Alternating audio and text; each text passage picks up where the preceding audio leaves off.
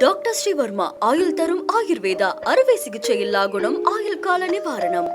Yesterday courier private limited. Domestic international cargo உங்கள் இல்லம் தேடி வந்து கொரியர் புக்கிங் டெலிவரி செய்து தரப்படும்.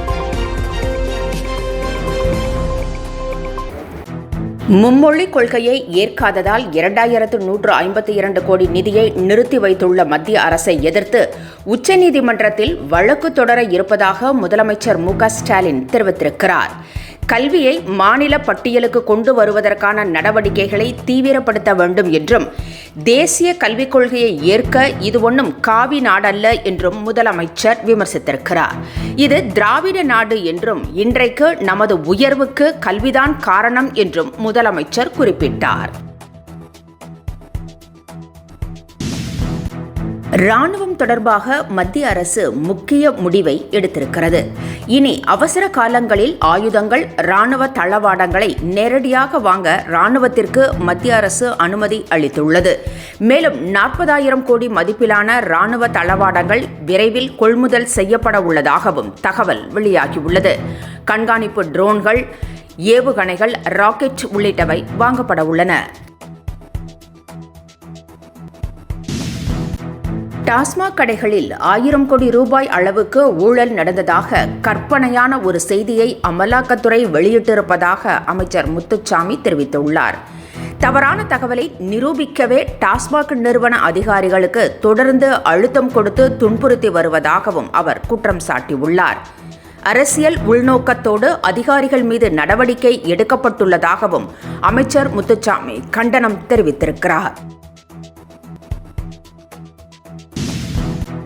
எல்லோரும் படிக்க வேண்டும் என்று சொன்னால் அது திராவிட மாடல் என்றும், இன்னார் மட்டும்தான் படிக்க வேண்டும் என்று சொன்னால் அது பாஜக என்று முதலமைச்சர் மு.க.ஸ்டாலின் உரையாற்றினார். சென்னை கிண்டியில் உள்ள அண்ணா நூற்றாண்டு நூலகத்தில் பள்ளி கல்வித்துறை அமைச்சர் அன்பில் மகேஷ் பொய்யாமொழி எழுதிய தேசிய கல்விக் கொள்கை 2020 எனும் மத யானை புத்தக வெளியீட்டு விழா நடைபெற்றது. இந்நிகழ்ச்சியில் புத்தகத்தின் முதல் பிரதியை முதலமைச்சர் மு.க.ஸ்டாலின் வெளியிட்டார். புத்தகத்தை முதலமைச்சர் மு.க.ஸ்டாலின் வெளியிட முன்னாள் உச்சநீதிமன்ற நீதிபதி கோபால கவுடா, முன்னாள் இஸ்ரோ இயக்குநர் மயில்சாமி அண்ணாதுரை, மத்திய பிரதேச முன்னாள் முதலமைச்சர் திக் விஜய் சிங் ஆகியோர் பெற்றுக்கொண்டனர். நிகழ்ச்சியில் பேசிய முதலமைச்சர் பள்ளிக் கல்வித்துறை சிறந்த முறையில் செயல்பட்டு வருவதாகவும் ஒவ்வொரு திட்டங்களும் சிறப்பான முறையில் அமைந்திருக்கிறது என்றும் குறிப்பிட்டார். 234 தொகுதிகளிலும் பள்ளிகளை ஆய்வு செய்த ஒரே அமைச்சர் அன்பில் மகேஷ் என்றும், ஆண்டுதோறும் பொது தேர்வு முடிவு தேர்ச்சி விகிதங்கள் கடந்த ஆண்டுகளை விட அதிகரித்து வருவதாகவும், பள்ளி கல்வித்துறையின் பொற்காலமாக இந்த ஆட்சியை மாற்றியுள்ளதாகவும் முதலமைச்சர் பாராட்டு தெரிவித்தார்.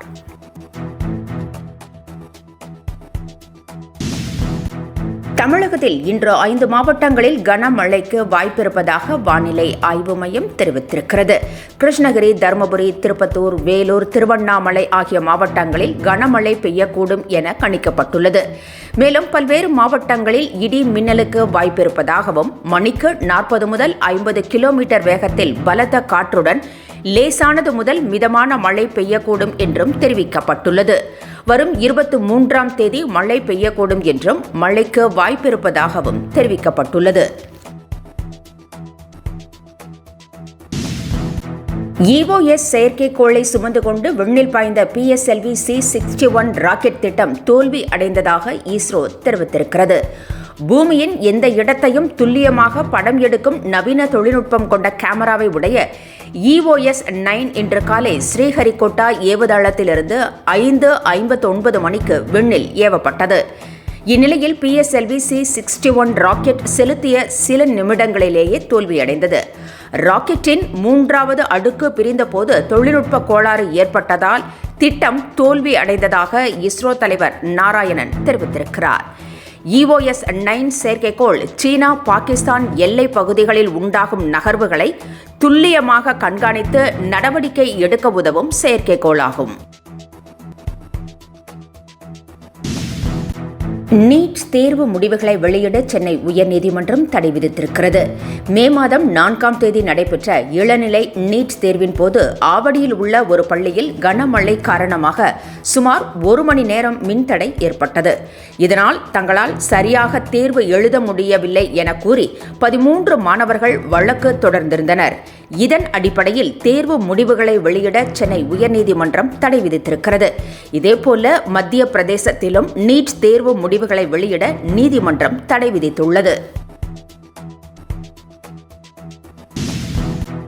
ராணுவ வீரர்கள் குறித்த தனது பேச்சால் வீரர்களின் மனம் காயப்பட்டிருந்தால் அதற்கு மன்னிப்பு கோருவதாக செல்லூர் ராஜு தெரிவித்திருக்கிறார். தனது பேச்சை தவறாக சித்தரித்து வெளியிட்டு விட்டார்கள் என்றும் அவர் கூறியுள்ளார். தனது குடும்பம் முன்னாள் இந்நாள் ராணுவ வீரர்களின் குடும்பம் எனவும் முன்னாள் அமைச்சர் செல்லூர் ராஜு கூறியிருக்கிறார். முன்னதாக ஆபரேஷன் சிந்தூர் நடவடிக்கை குறித்து பேசிய செல்லூர் ராஜு, பாகிஸ்தானுக்கு எதிரான நடவடிக்கைக்கு பிரதமரும் அமித்ஷாவும் தான் காரணம் என்றும் மத்திய அரசுதான் ஆயுதங்களை வாங்கிக் கொடுத்ததாகவும் கூறியிருந்தார். அது மட்டுமல்லாமல் இராணுவத்தினரா எல்லையில் போய் சண்டை போட்டார்கள் என செல்லூர் ராஜு பேசியதற்கு பல்வேறு தரப்பினரும் கண்டனம் தெரிவித்திருந்தனர். திருமாவளவன் தலைமையில் நடைபெறவுள்ள விசிக பேரணி ஒத்திவைக்கப்பட்டுள்ளது. மாற்று தேதியும் அறிவிக்கப்பட்டிருக்கிறது. திருச்சியில் மே மாதம் 31ஆம் தேதி மதச்சார்பின்மையை காப்போம் என்ற பெயரில் பேரணி நடத்த இருப்பதாக விசிக அறிவித்திருந்தது. தற்போது பேரணி ஒத்திவைக்கப்பட்டு மே 31ஆம் தேதிக்கு பதிலாக ஜூன் 14ஆம் தேதி நடைபெறும் என திருமாவளவன் அறிவித்திருக்கிறார். கோடிக்கணக்கான ரூபாய்க்கு தன்னை பொறுப்பேற்க வைத்துவிட்டதாக ரவிமோகன் சொன்ன புகார் அப்பட்டமான பொய் என அவரது மாமியார் சுஜாதா மறுத்திருக்கிறார். அடங்கமறு, பூமி, சைரன் என 3 படங்களை எடுத்து கிட்டத்தட்ட 100 கோடி ரூபாய்க்கு மேல் கடன் வாங்கி இருப்பதாகவும் அவர் கூறியுள்ளார். இதற்கான நஷ்டத்தை ஈடுகட்ட தனக்கு அடுத்த படம் நடித்துக் கொடுப்பதாக மட்டுமே ரவிமோகன் கடிதம் கொடுத்தாரே தவிர எங்கேயும் கடனுக்கு பொறுப்பேற்று கையெழுத்து போட்டு தரவில்லை என்றும் அவர் விளக்கமளித்திருக்கிறார். டாக்டர் ஸ்ரீவர்மா ஆயுள் தரும் ஆயுர்வேதா அறுவை சிகிச்சை இல்லா குணம் ஆயுள் கால நிவாரணம்.